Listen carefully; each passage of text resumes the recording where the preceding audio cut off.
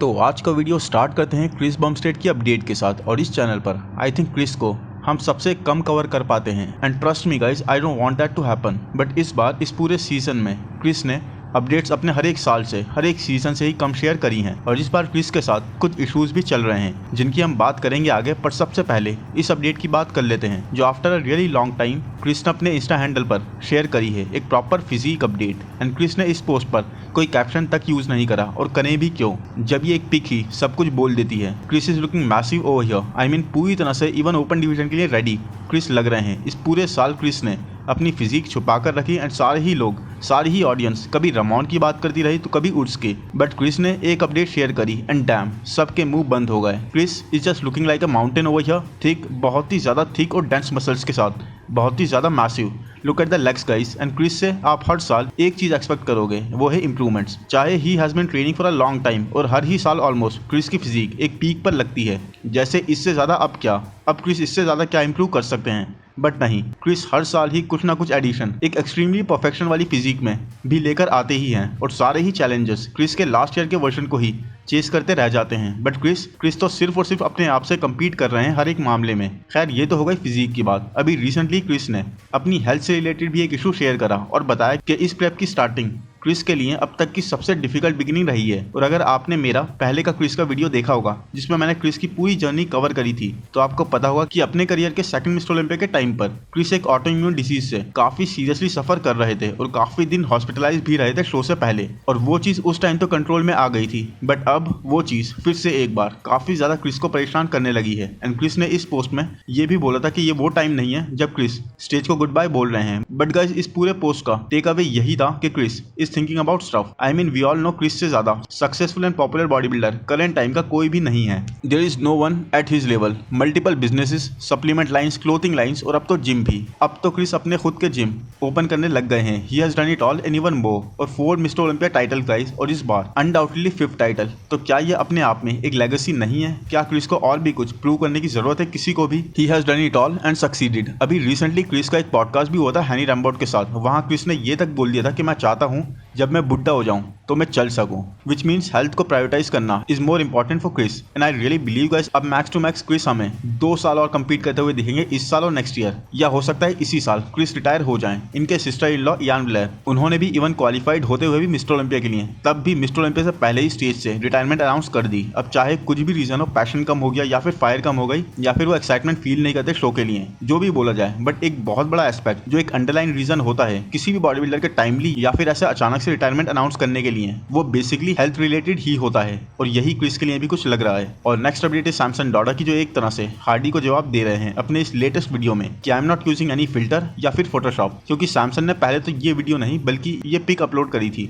जो एक तरह से उनका इंसेन ट्रांसफॉर्मेशन दिखा रही थी, वो भी सिर्फ और सिर्फ 8 मंथ्स के बीच में। 2023 के आर्नो क्लासिक से 2 वीक्स पहले की सैमसन की बैक लेफ्ट में, और अब राइट में मिस्टर ओलंपिया से 7.5 वीक्स आउट बैक की अपडेट। फिर सैमसन ने इसके कुछ ही टाइम बाद ये वीडियो अपलोड कर दिया एंड इसका कैप्शन था, ये पोस्ट इसलिए है क्योंकि फोटोग्राफ्स सिर्फ थोड़ा सा ही बता सकते हैं। सो सैमसन की बैक मैन ऐसा लग रहा है देखकर कि सैमसन ने अपनी बैक पर एक आर्मर जैसा पहनकर उसे कवर कर लिया हो। एक काफी ज्यादा डेंसिटी ऐड कर दी है सैमसन ने अपनी बैक पर, and these are some serious improvements. Samson ने अपनी बैक के बोर्ड जैसे होने वाली बात को काफी सीरियस ले लिया, क्योंकि this back is definitely not flat now. Traps की थिकनेस देखो कितनी ज्यादा आ रही है, एंड बैक तो चलो फिर भी अमेजिंगली इंप्रूव्ड है, वो तो विजिबल है ही। But what no one is talking about is hamstrings. ये हैमस्ट्रिंग्स सैमसन की, लुक एट दीज गाइस, कितनी ज्यादा इनर स्वीप्स पर मसल ऐड कर लिया गया है। और बिल्कुल ऐसा लग रहा है कि सैमसन की हैमस्ट्रिंग्स की भी अपनी खुद की हैमस्ट्रिंग्स आ गई हैं। इट इज जस्ट इनसेन कि कोई भी ऐसा बॉडी पार्ट नहीं है सैमसन का जो इंप्रूव नहीं है इस साल। हर एक एरिया में इंप्रूवमेंट करी है सैमसन ने, and Samson knows it is his one shot at the title. जहां ये एक सीरियस मोमेंटम कैरी कर रहे हैं, वो बात अलग है कि डायरेक्ट को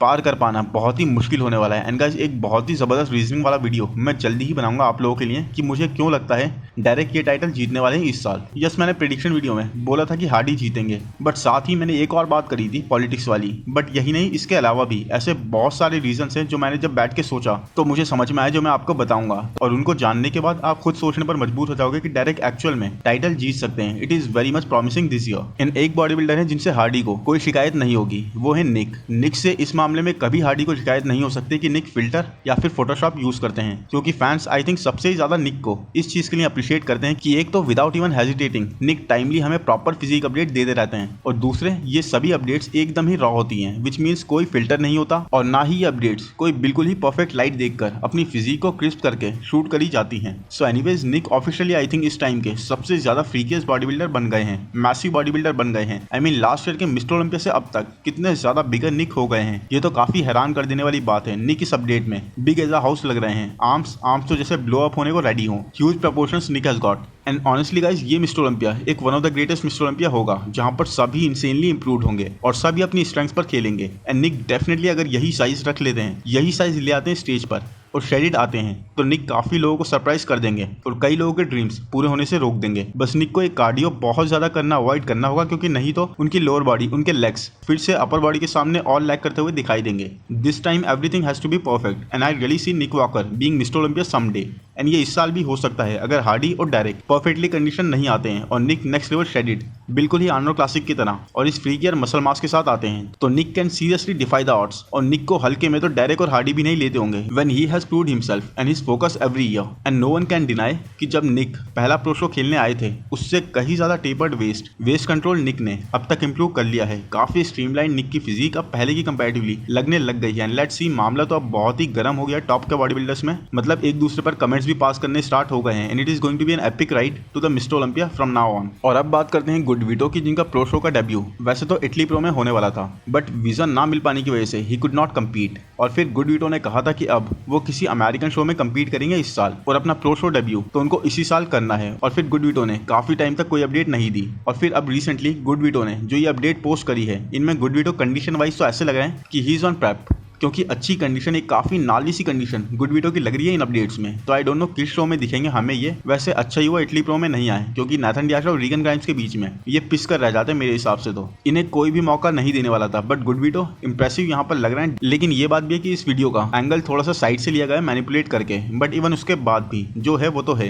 एंड ये front double bicep good veto का मुझे पहले से ज्यादा डाइल्ड इन लगा, डिफाइंड लगा और वेस्ट भी काफी टेपर्ड लगी। अब वेट है तो सिर्फ इनके एक अनाउंसमेंट का, लेकिन इन्होंने अपने हर्निया के इशू को अभी तक फिक्स नहीं करा है। सो ये एक चीज कंसीडर करने वाली है। और नेक्स्ट अपडेट है अली एडवर्ड की, जो आई बिलीव इस चैनल पर पहले भी कवर हो चुके हैं। मैं इनको एक बार पहले भी कवर कर चुका हूं and I don't know guys ये कब प्लान कर रहे हैं कम्पीट करने का, बट इनकी ये अपडेट कुछ थी ही ऐसी जिसको आई कुड नॉट इग्नोर। बहुत ही ज्यादा एक डिफरेंट ब्रीड अली एडवर्ड लग रहे हैं यहाँ पर। Insanely thick back guys, dense, real dense Ali Edward hold कर रहे हैं इस अपडेट में। एंड उससे भी amazing look at these lines जो ये अपनी बैक पर प्रेजेंट कर रहे हैं। मसल्स ही मसल्स एक डेंस बैक पर लगे हुए हैं। तो अभी तो आई थिंक ये कम्पीट नहीं करने वाले कुछ टाइम, बट जब भी करेंगे I really am finding him very dangerous in proportions. और इस इंसेनली पैक्ड फ्रेम के साथ ये किसी को भी रन फॉर द मनी दे सकते हैं।